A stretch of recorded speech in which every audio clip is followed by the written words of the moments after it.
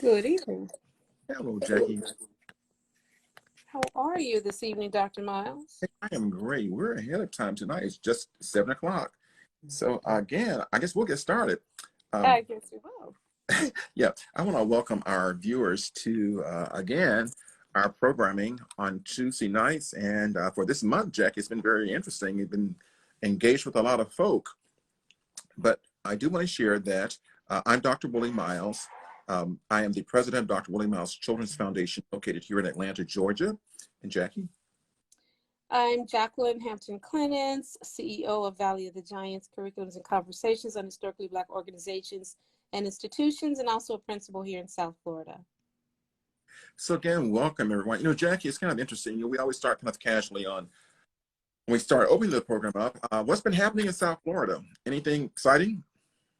Well, no, nothing too exciting. Weather's been, getting back to normal, but for the most part, have some concerts and things coming up that we're waiting to see if they're still going to happen. But things are pretty even keel right now.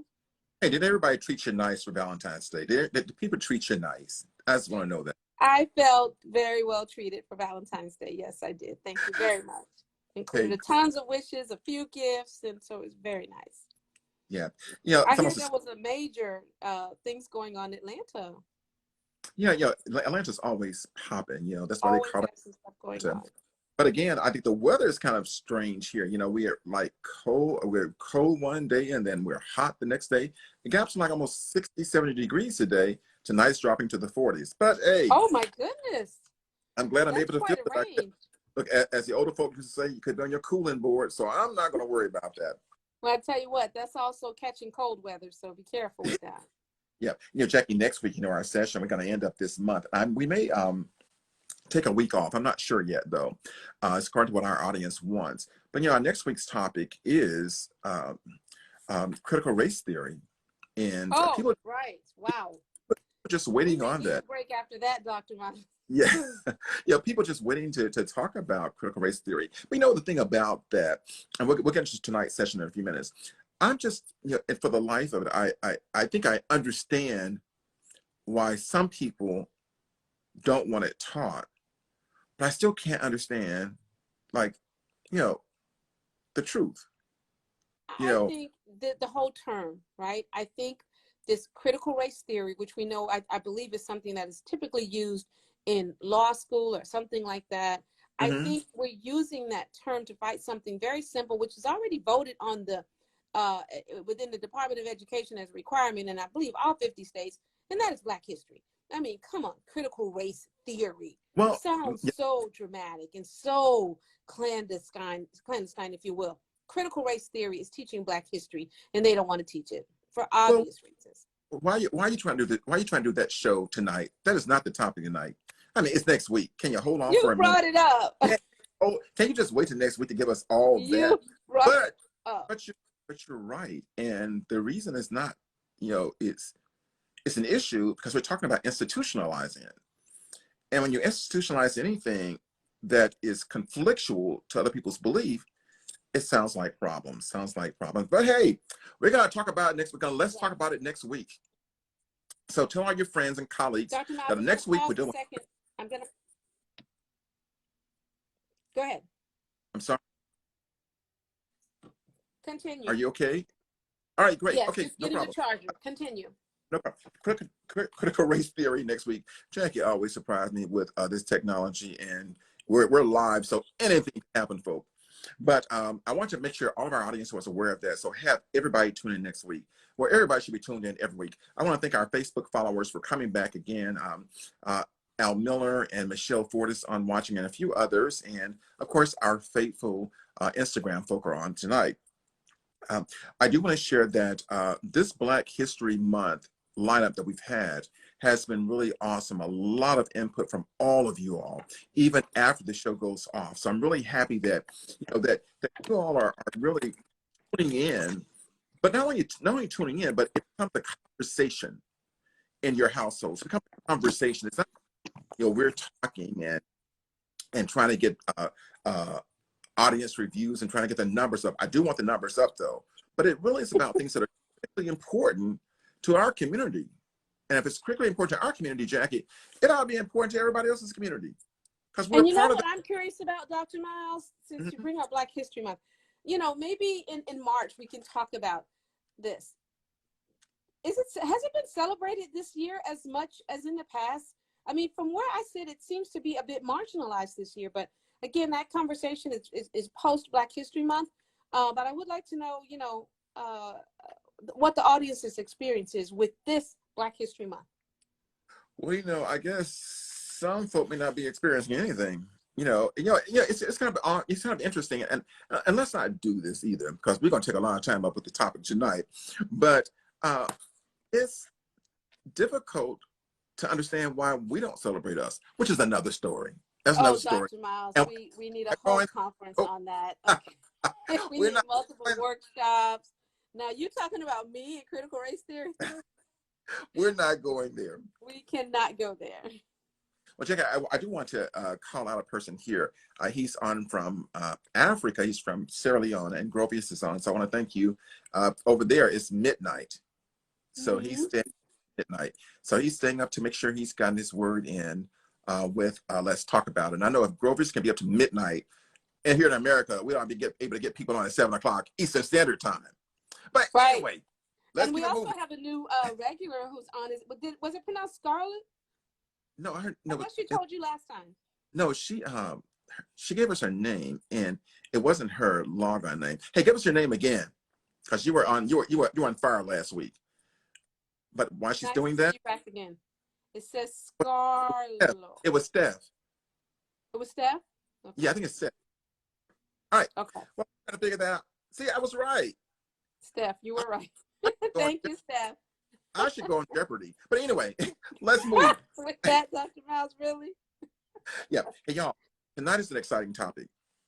And, you know, tonight is a dangerous topic. It's understanding Black youth. But tonight we're going to do it from a different perspective. We're going to understand Black youth, but we want to try to understand things from their perspective, from their eyes. And not only with their eyes, but from what they have to go through. And Jackie, you're going to find out, well, you already know this right here. You know, some of our Black youth are you know, they're having difficulty. But Jackie, these are smart young people. And before we get into tonight's conversation, Jackie, I have a young man who he is not doing well in school, Jackie. He has 4 or 5 diagnoses, but he gets in trouble at school all the time. But Jackie, guess what? He produces the best music that he is posting on YouTube channels. I mean, I'm saying this can't be the same kid who got all these diagnoses. So if he can do that, it tells me that he is gifted, that he has some talent, and that he's bright. But maybe see, Dr. Miles, that is the point. And this is another, you're off topic, but this is another conversation. When you talk about being bright, it's a question of the environment you're in and whether or not that environment is geared towards identifying your strengths or your weaknesses. And we have a lot of youth being educated in environments that are not intended to identify their strengths. So, you know me on that topic now. Be careful. Well, but the thing about it, I keep saying we have all these diagnoses, we have all these school suspensions and overrepresentation and the IE classes. I'm saying, wait a minute. These same children are producing music and some are selling it. Because again, Dr. Miles, the traditional education systems are not testing all intelligences or even developing all intelligences. Hence, you know, the magnet schools and the performing schools. You know, we have students across the gamut, young people. And if your environment, you know, if you ask a fish to climb a tree, he's going to fail. And that's what a lot of our environments do. They ask a fish to climb a tree and then they go, this fish has no talent at all. Jackie, our audience is on fire. Now, they already started posting. We're not even into the topic yet. Well, I am, because I was, for a second, I was completely thrown by the comment by Samadam's Bar. Yeah, I'm trying to read that. And a fact that Black history is a defined week. Mm-hmm. Okay. So yeah, there's a lot of comments, and we definitely, you know, I'd asked earlier, what does it look like, and has it, you know, is it marginalized? So Dr. Miles, I do think again in March we need to discuss this. We need to have this topic because it is part of the ongoing environment of our children's wellness. Well, you and I will talk about it. All right. let's talk about it. Okay. All right. So let's talk about our youth tonight, because they're the main topic of discussion. And it is, when we talk about our Black youth, the question is, what comes to a person's mind? And I'm sort of like setting this up, Jackie. What comes to a person's mind when you talk about Black youth? And according to your perspective, though, some may say that, they're trifling. Oh, they're all troublemakers. And those are all stereotypes, of course. But Jackie, we went to do, as we're doing our research on this right here, we're looking at the studies that have been done, and this is a very interesting one. And this is actually an interview with young people, and was done by the let me see the name here, was by the Black Youth Project, And what they give is some youth opinions, and they actually, the students are asked a question, and they actually, of course, record the responses. So let me just. And I think it's pretty profound what we have to share tonight. So I think it's a great topic, especially for Black History Month. Let me see if I got my glasses on that I can read with, or I got my cosmetic glasses on. But it says 1/3 of Black youth thought things like drugs, violence, gangs, and crime were a big problem in their neighborhood. The percentage of youth who believe this are 33%. Now they're higher among Latinos and whites. What is that saying? They're saying they have a different reality.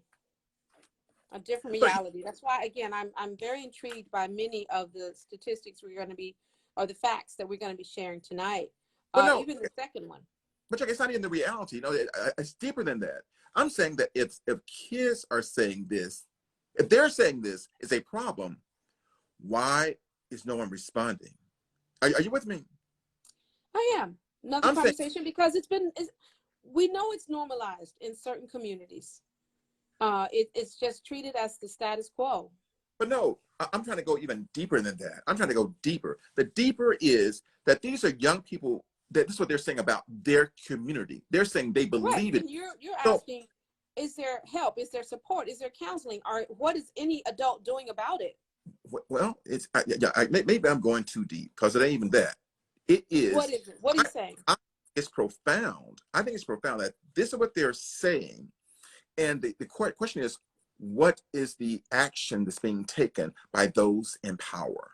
It ain't about the counseling service. It ain't about, building a park in the damn community, because everybody wants to build a park for kids' problems. Think about it. When you ask about the action being taken, do they even know what the youth are thinking? We happen to pull this, you pulled this, but we don't know that they're even accessed, that they're asking these questions. And I would be surprised if they were. Of course people know. They're just ignoring them. As we get more into the data, we're going to talk about how these kids feel ignored. But see, what I don't want to do tonight, when we're talking about understanding Black youth, I hope I paint this picture well. You tell me what I did there or not. I'm talking about, we have young, gifted, and Black. That's what I'm talking about. We have young, gifted, and Black youth. But the question is, why is it no one seems to acknowledge it? So Dr. Miles, this time really, I've got to be surprised at you. Why? Because we have long had young, gifted, and Black, as evidenced by, decades or centuries of contributions to society. It is 2022, and we know for a fact that these things are not being recognized. The Black Youth Project, to have a Black Youth Project, to me, is testament to the fact that, there are not many institutions who are studying Black youth to determine what their thoughts are and how they feel. So perhaps what I'm missing is, when you ask the question of what are the authority figures doing about it, maybe I'm not clear. And if you mean Black authority figures, the community, or their school systems, or whom? No, the issue is that it was not for you to answer. It was for our audience. I know, but I'm saying, who are we throwing that out to? So I think we know the answers. I think we know it, but I don't want to come off as we got all the answers. I want our audience to think about it. I'm going to ask questions. That's what this is all about. It is not for us to come off all the answers. And so when I ask the question, it's a rhetorical question. And of course, but I'm saying, as a rhetorical question. Yeah. No, I'm agreeing. I know that. I'm saying, as a rhetorical question, throwing it out even to the audience, we have to, I'm picking up on that and saying, who is it that we expect, or who is it we think are looking, as we even throw this out to the audience? And that is a good question for the audience. Do they think anyone is picking up on this? Do they think anyone is responding? And that's what I think you were saying. Yeah. Well, and the thing also is when you start looking at perspectives, when you start looking at how do stereotypes play into how people view our youth. You know, the topic tonight is understanding them, and to understand them, you have to know them. Right. And So so that honestly, I think this Black Youth Project, another question, Ms. Queen was asking what was the question she just joined. The question was, we read a fact, the first fact about Black youth, which said 1/3 of Black youth thought things like drugs, violence, gangs, and crime were a big problem in their neighborhood. The percentage of youth who believed this was 33%. And Dr. Miles responded by saying, this is really deep. Who's responding to this? Like, who out there is paying attention? And then of course who, we start engaging about who would be. well, but I think a part of this is that this is a research I'm quoting from that. So this research, and so I think they did this to show, like, document that it's not just a bunch of old folks saying help our youth. It is a youth who are obviously aware. They're aware of their conditions, and there oftentimes we think they're not aware. We think they have no social consciousness, and all they want to do is sag and wear their pants, that kind of foolishness. But I'm saying, but these young people are aware. And so they are aware of their situation. They are aware of how they're viewed. And so, yes, we paint this picture tonight talking about understanding them. How would you feel if your life was predicated based upon somebody else's view of you? In other words, you can say stuff, no power, because people are going to tell you what's best for you. As a young person, like, what does one feel? You know what I'm saying? I do. And this second fact, further supports that, right? 23% more Black youth than whites believe that Black youth receive poorer education on average than do white youth. The percentage of youth who believe this are 54%. So now I'm feeling like you. If the children themselves are saying they're getting less, a worse education than their white counterparts, if they are consciously aware that what they're receiving is less, again, who's responding? How's it being addressed and or corrected? Or is it being? But how does that affect their psyche, though? See, that's where I'm at. How does that affect one psyche, knowing that what I'm getting is inferior? So it's like, why in the hell should I do it in the first place then? You see where I'm going with this right here? Yeah. Why should I do it anyway if it's going to be inferior? I do better by myself. I do better pulling this thing on myself. I do better going to school 3 days a week because it's inferior anyway, and they ain't trying to educate me. So as wow. And look, it doesn't get any better as we continue with the facts. right. I can tell you that. The third one, more than 40% of Black youth agree with this statement, that people judge me by what I can buy and what I own. Now, if we layer that with the statistics on the quote unquote socioeconomic status of most Black children, that is a very grim statement. Well, I think also because within our own culture, we Oh, judge absolutely. on what they and Absolutely. so You can say that again, Dr. Miles. Let's get a banner. Within our own it's culture, our own culture. we And judge by labels, many labels, which of course don't even support us. And very often our youth are striving to acquire these things because, again, in their own opinion, this is how they're judged. well, not only that, but it's not just they are striving to get this stuff. Families, mom and dad's doing the same thing. I gotta have the It's where they learn BMW it. or the Porsche or whatever car it is. We gotta have this 4-bedroom home that we cannot pay for. We gotta pretend we're happy. So I'm saying, what I don't want to do is what I am doing. I'm not blaming the victims. What I am trying to do is to paint the picture. Paint the Mm-hmm. picture. And, That is and some to of it is sound the alarm that if this is what our youth think about themselves and their circumstances, right? To your point, Dr. Miles, it's not as if, this is what other people are thinking. This is what the children themselves think.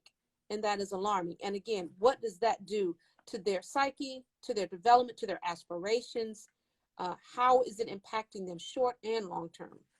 Yeah, the thing is, yeah, I want some conversation. I don't want to just give all the data yet. I want some conversations from the audience. Like, what do you all think about this?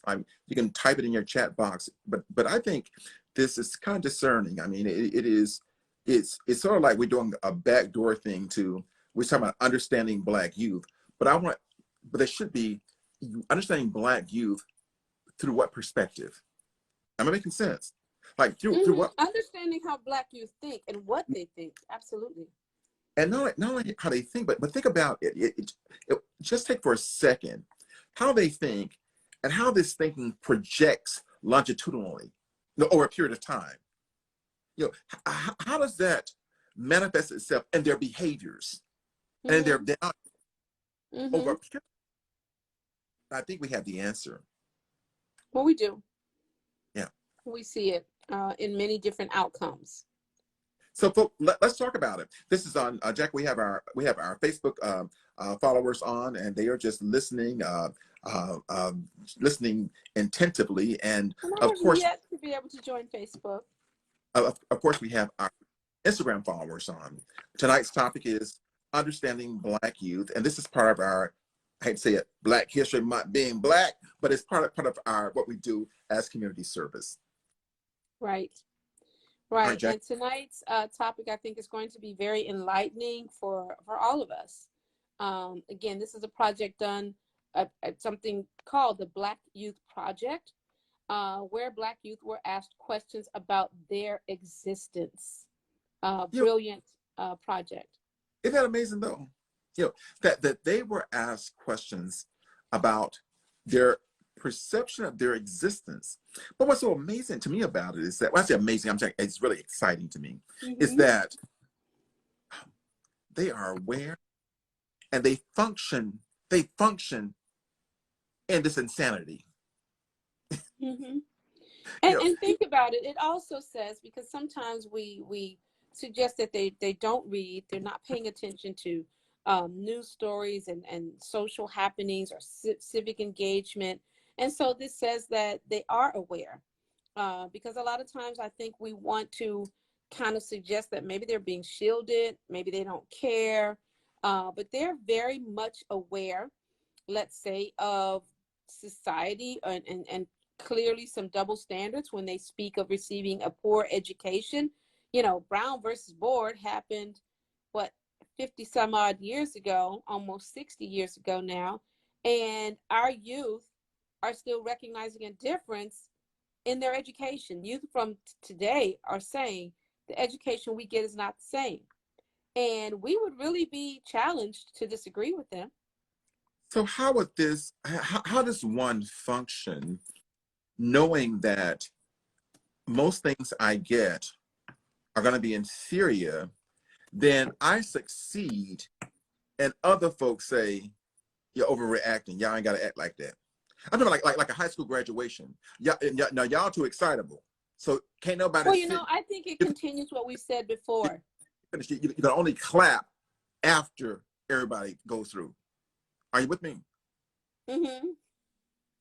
I think it perpetuates some things that we've talked about before. This concept that I've got to overcome it. I've got to, put this on my back and carry it. This is a battle that I now have to fight because I'm starting from behind, because the education I'm getting is not equal to that of others.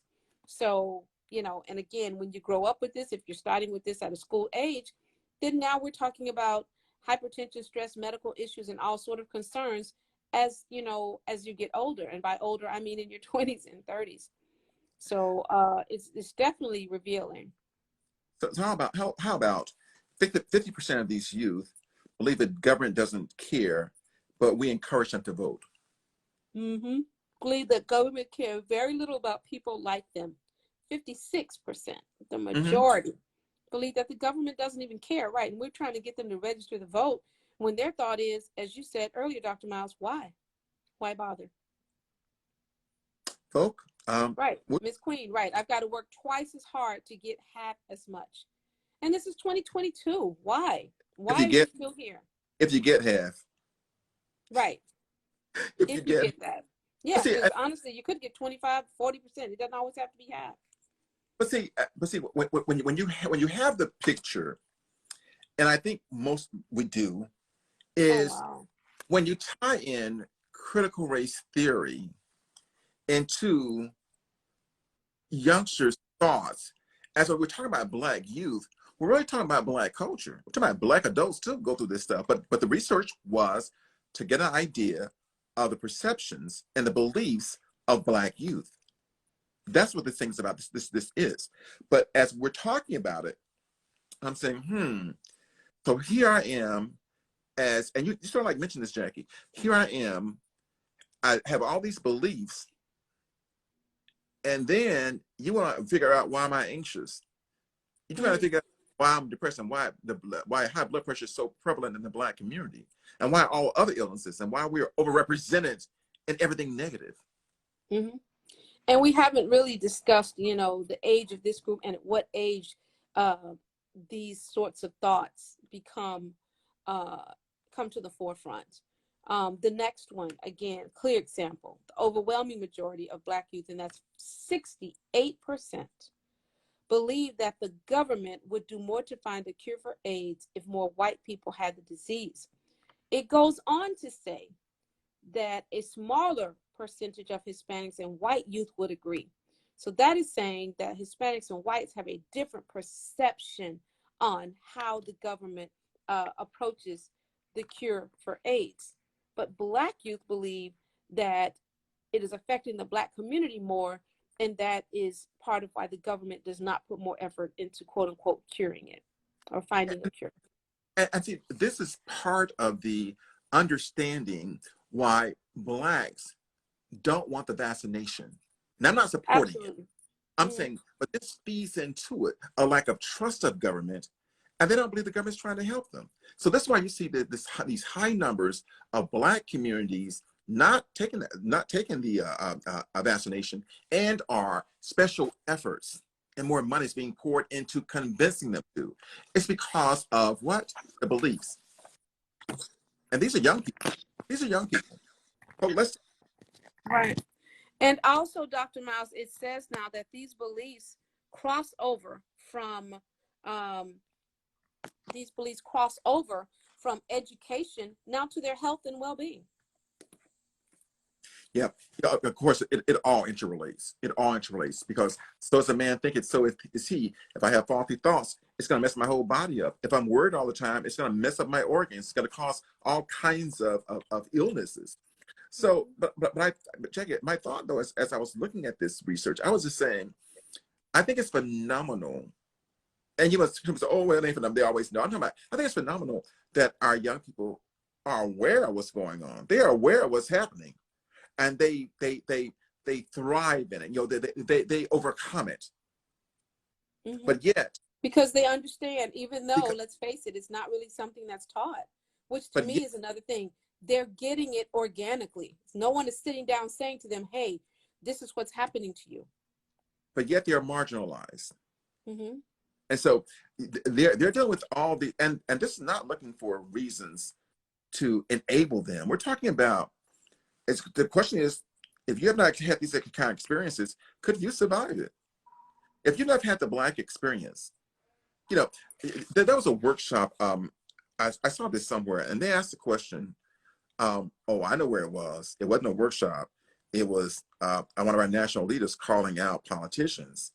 And he said that something like, since you understand the plight that Black folk are going under, would you want to be there, or something to that nature? He said, if you want to be there, stand. Right. Would you be willing to stand in their shoes, to walk in their shoes? And nobody's doing it, which means that everybody's aware of the problem. Absolutely.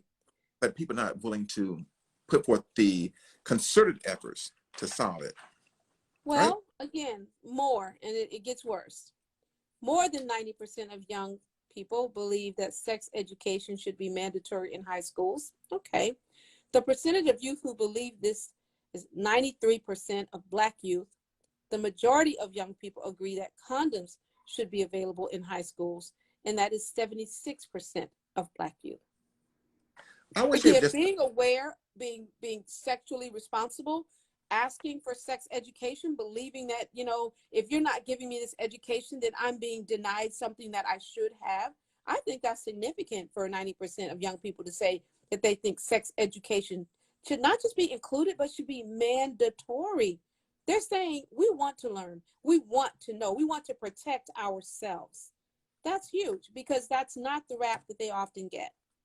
Well, the problem is that the reason they ain't getting it because other people's children are there and they saying their kids ain't ready for it. Mm-hmm. You know, too innocent.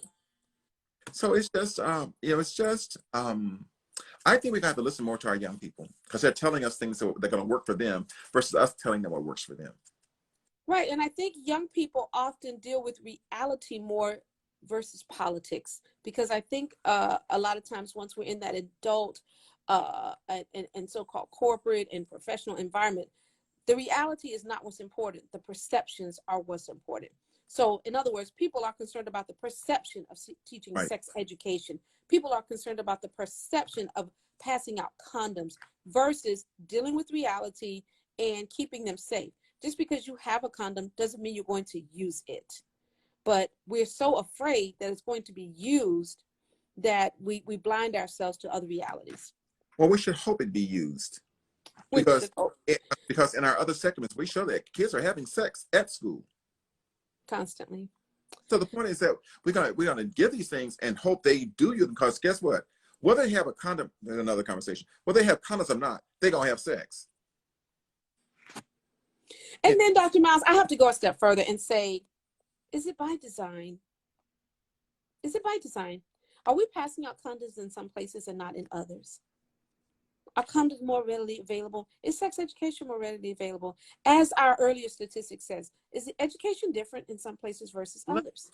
Let's deal with this issue right here. And it is availability versus accessibility. Because they can be available, folks can't get to them. Right. You know, if you got to go somewhere extra and you ain't got no car, Right. that happen.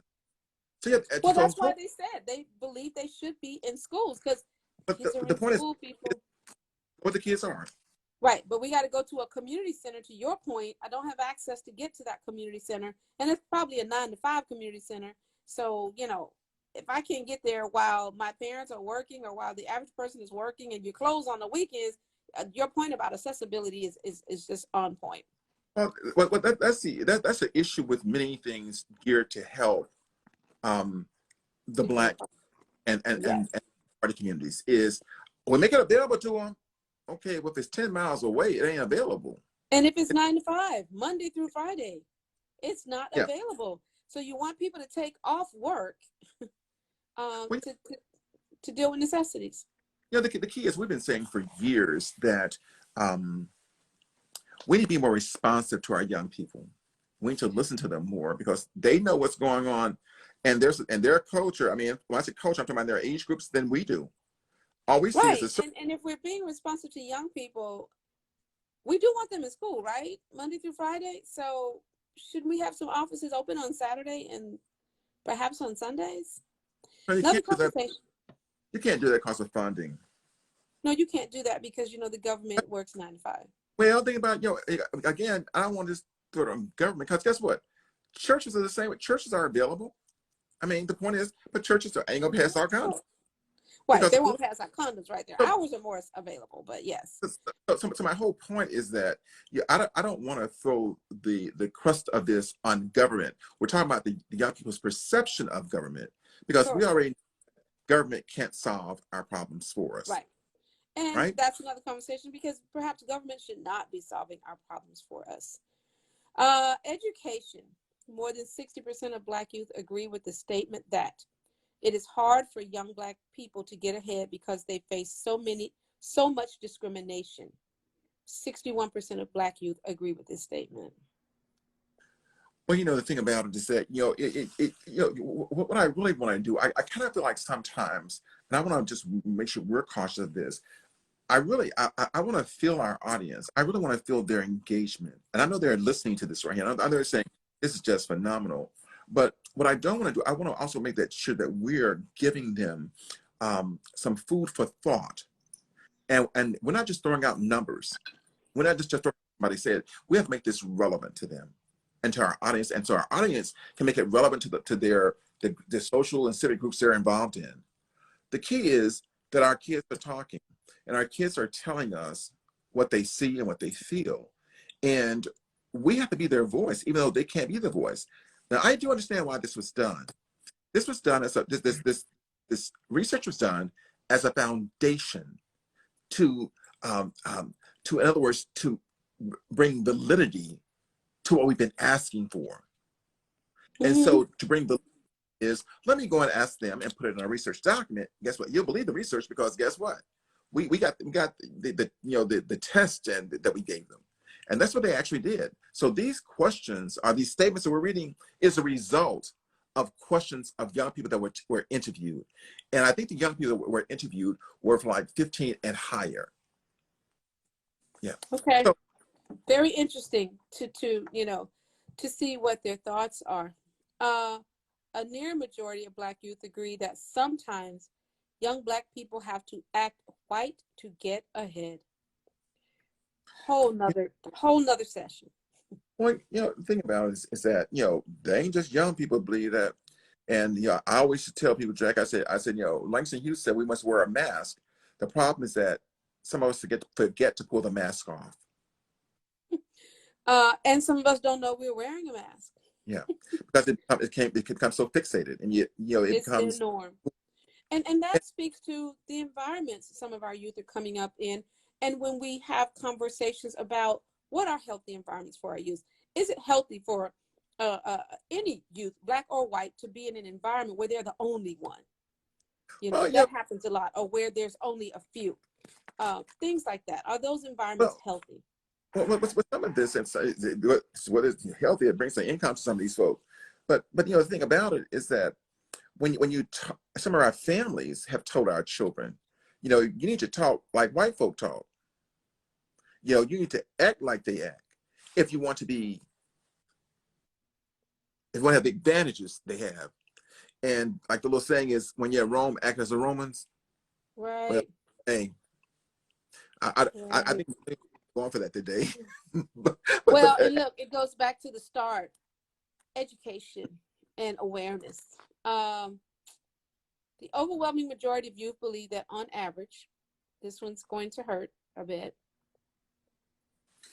the police discriminate much more against Black youth than they do against white youth. 79% of Black youth believe that. 79% are concerned about discrimination among our police forces, our police departments. 79%. Now, again, Dr. Malcolm, where you are, what must that reality feel like? What are the effects of living in that perception and reality? What does achievement feel like with that reality? What does working for young people feel like in that reality?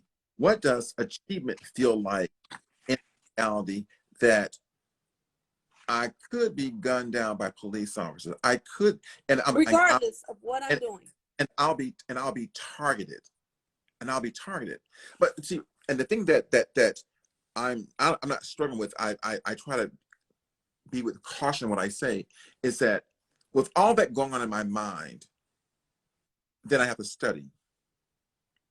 With all of that going on in my mind, then you tell me that I ain't smart. With all that going on in my mind, you tell me that I'm lazy, then you call me a thug.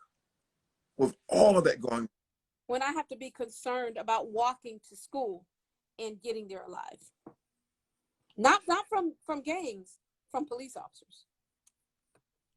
Well, some of them are gangs. So it raises the question: what world do they live in, and what world do what America do they live in, and what world does the rest of America live in? Because clearly, Black youth live in a different America. Let's flip this thing. Well, Black people. Could white children survive that kind of pressure? Could others survive that kind of pressure? And the answer, evidently not, because they're not surviving it. They're not having to experience it. And so what I'm trying to project here is the enormity of the mentality that's put up on a Black youth, the enormity of the weight that's put up on them. Am I making sense? Absolutely. Yes, you are, because that's what's happening. There is a lot of weight put on these youth. They have to be concerned about their interaction with police. They have to be concerned about whether or not they're getting equal education. They have to be concerned about, I mean, just think about it. Your child growing up and already you've been told you got to be better. You got to be twice as good as the next person. So like you said, all of that amongst going to school with other people who don't have to do that, competing against them academically, right? Not necessarily always having the resources. So yeah, that's a major factor and a major statement. Jackie, I'm going to read some of the comments from our Facebook followers. Robert says that Black youth, what he's hearing, are right, and that Black youth are targeted by police on a regular basis. And I want to say the regular basis is every day. When you talk about targeted, the issue is that because of our Blackness, we're already assumed guilty of whatever it is. Right. Yes. And what kind of life is that? Of course, as a Black male, I know what kind of life it is. But how do you communicate that sense of burden to others? Well, you know, we talked about this and Miss Queen has commented on it. Suicide rate and the pressure of trying to live in that space. The pressure of trying to breathe in that space. Guess what? And even the use of drugs. Because at least I Right. can get some stuff from this insanity. I can get some relief from this insanity.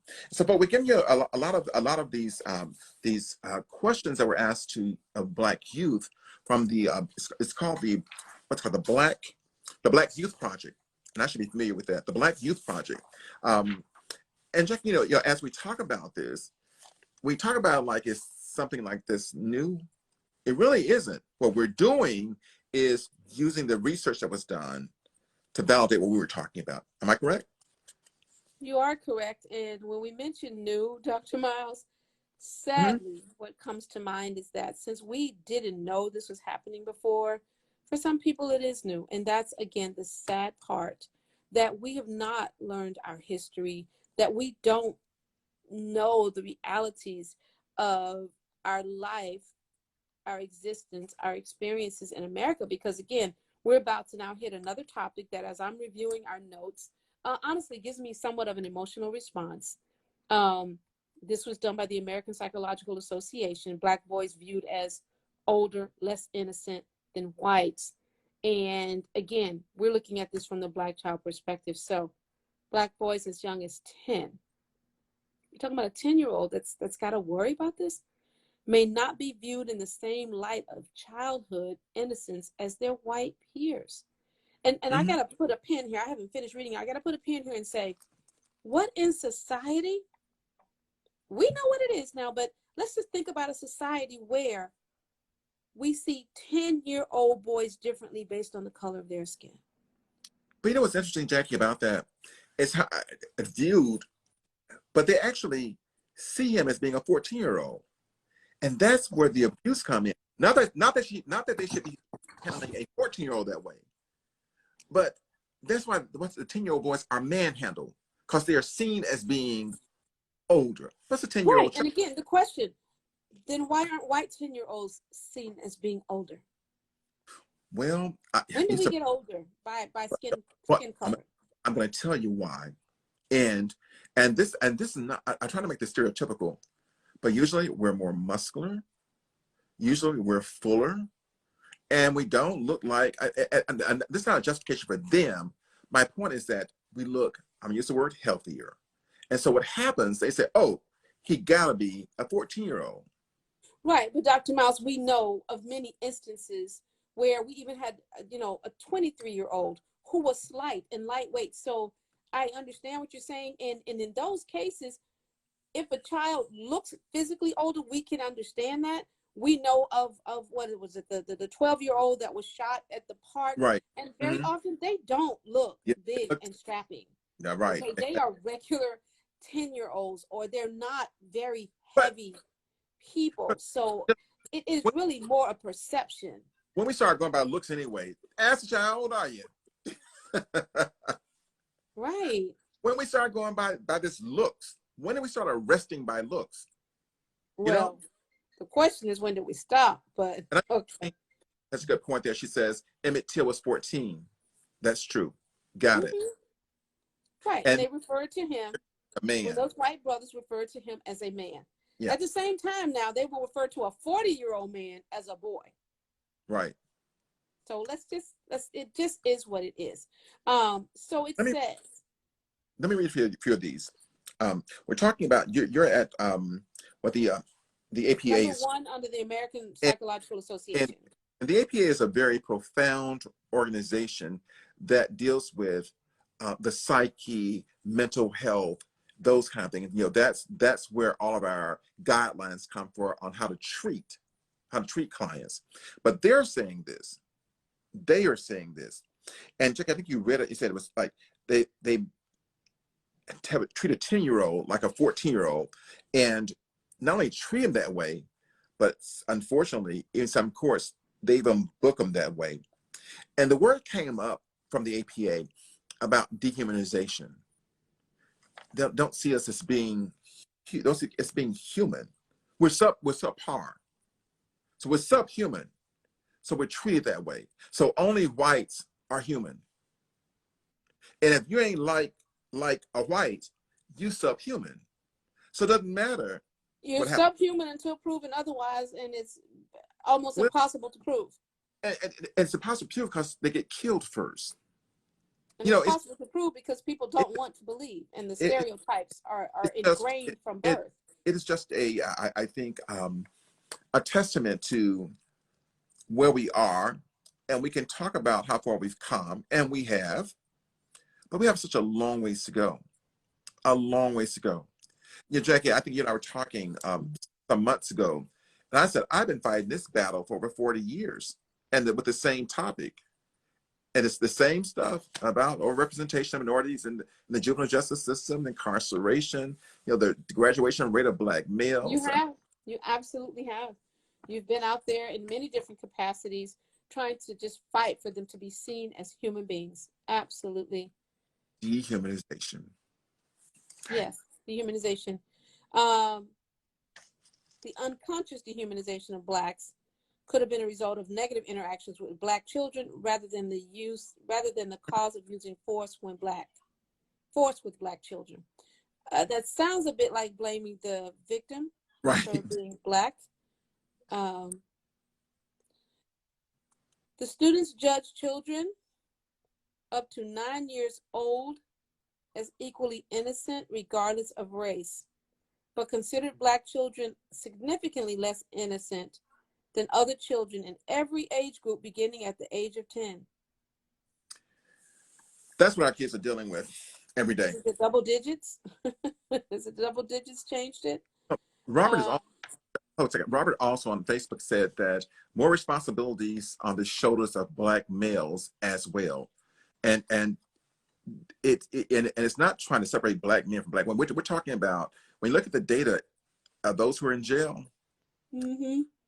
and the age they're in jail, and I think we're getting to this later on, but it talks about, Cradle Jackie, to prison pipeline. it talks about that the crime rate has not increased, but the bed rate has. So therefore, you got to find people and create situations to fill those prison beds. And it's all And of about course, we knew that when we privatized prisons, it's all about money. that would be the goal. I mean, they invested in a prison to make money. It's like investing in real estate. You Yeah. know, if you're buying rental property, you need it filled. And so the prisons, the privatized prisons, are rental property. And in order to get paid, somebody's got to be in them. I think we can do also, we're sort of like spouting out some stuff you guys may already know, but we're talking about Black youth. And the goal I had for this was is for you to feel, I'll use Robert's words, the weight that Black youth carry. It ain't just Right. regular youth stuff. Mm-hmm. It ain't just, I don't think others have the burden of walking out their houses fearing they're gonna get upset, get arrested, or fearing their child may not come back. It's the weight of the child on the school bus.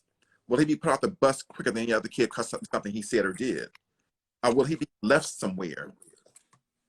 Mm-hmm. at a quicker rate. Are you with me? Mm-hmm. Absolutely. Because all of those are realities. We can probably cite many cases where this has happened to young Black males in particular. We're also seeing, of course, those numbers rise as it relates to young Black females. So these, again, are just realities.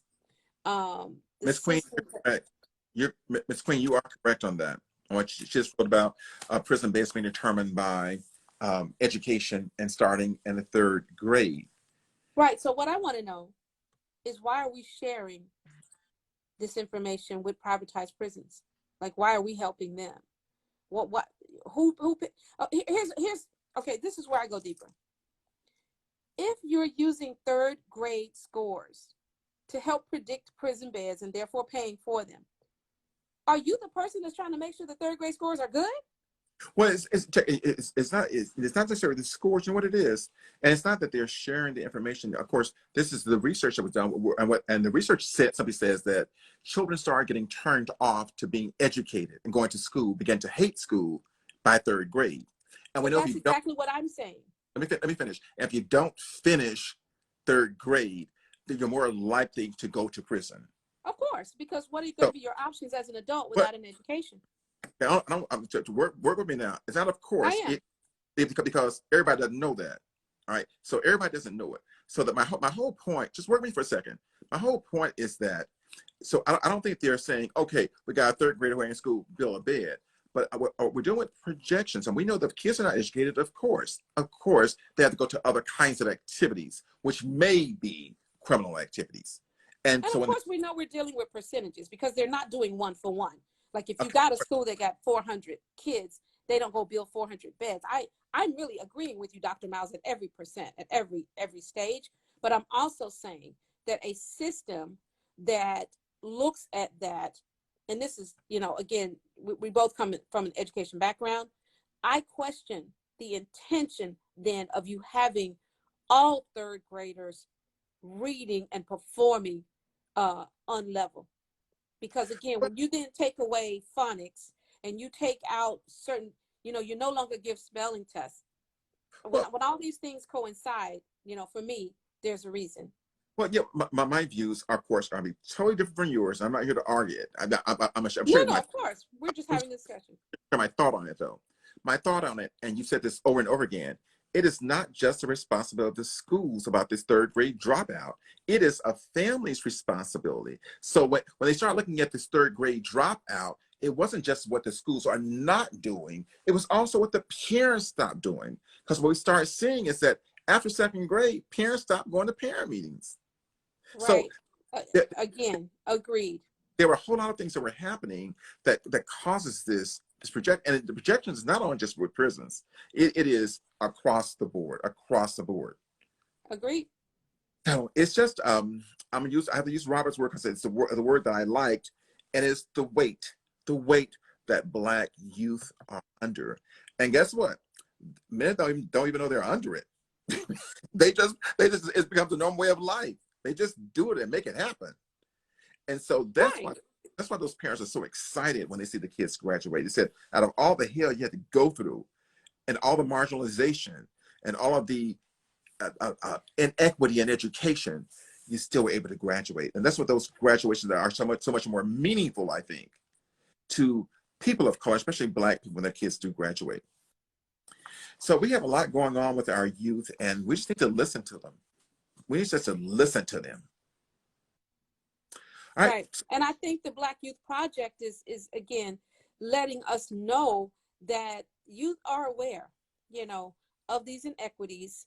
And they also, have thoughts about their own education system, what's important, what they need. Again, I agree 100%. As you said, we're often sort of the undertone of our sessions in terms of, focusing on youth is the parent's role in it, and the parent and the community. But as a quote unquote the Black community, the education piece is big. Personally, I believe that students should be reading before they go to school, Mhm. but we find that that's not the case. So just agree with all those points. And you're right. And I want to emphasize that, you know, we're not saying that the government is just 100% responsible for everything, but also that they play their role in the marginalization and the use of certain communities. Well, you know, think about it. So, you know, as we talk more about what this document shows, it just also shows that it's not just a specific institution. It is all the institutions. Anything that breeds poverty breeds all the things we just talked about. Absolutely. Poverty. Yeah, It breeds. they all work together. And that Yeah. is absolutely the case. Well, you know, our These time. systems tend to work together. We have a few more minutes. Our time is it's running out as usual. We have like a couple of more minutes. So I'd like to see more comments from Jackie as we wrap up. More comments from our audience. Are we giving you new information? Or are we giving you some old information? Is it refreshing information? And not what are you going to do, but what do you think can happen? Mm-hmm. And you know, Dr. Miles, we didn't even get to cover too many of the facts, so maybe we can pick them up at another session. Well, there's really too much to cover in the next few minutes about the systems. We didn't talk very much about the legal systems and the differences. So I say that's another workshop. Excuse me. That's another session. Well, folks, it is a lot. It is, and as adults, we carry a lot, but guess what? We're also mature. We can handle some of this stuff. But when you think about our young people, those teen years, and even some of those in college, having to burden this while they're trying to succeed in an unfair system, and not just a system, but systems. Mm-hmm. You know, what kind of impact does it have on their perception of life, their perception of fairness, their perception of being just, their perception of being relevant? Mm-hmm. And then how do we respond as the adults in their community? What things do we do? How do we look out? How do we become active members? Wow, I just saw something that came across that said in Florida, DeSantis is taking back $200 million targeted for schools. So again, as we talk about their education and the challenges that they are faced with. Was it going to hurt the most? We didn't even talk about the political impacts and ramifications of being Black in America. I do want to acknowledge Humphrey again. He's on our Facebook. I want to make sure I get to some of our Facebook folk. And he says the stress factors that our Black youth deal with today are unreal. Social media, schools, family life, and the lack, I'm trying to read this here, and the lack of family play a big part in that stress factor. And he's right on point. Mm-hmm. And I want to thank Miss Queen for really being part of the conversation tonight. It is very helpful and refreshing to know what our audience is thinking, and we have quite a few out there making comments. So we just want to thank you guys. That is part of this. That's what this is about. So keep your comments coming. I think we're going to try to do. We should be tech savvy enough where we can actually start allowing some of these folks to come on live with us and share their comments. Okay. I think that's a great goal. So we'll be going back interchangeably with you and them, and we can comment on what they're saying, and they'll feel more part of the program. All right. I love that. That's a great idea. It's another minute now, so we got to get up out of here.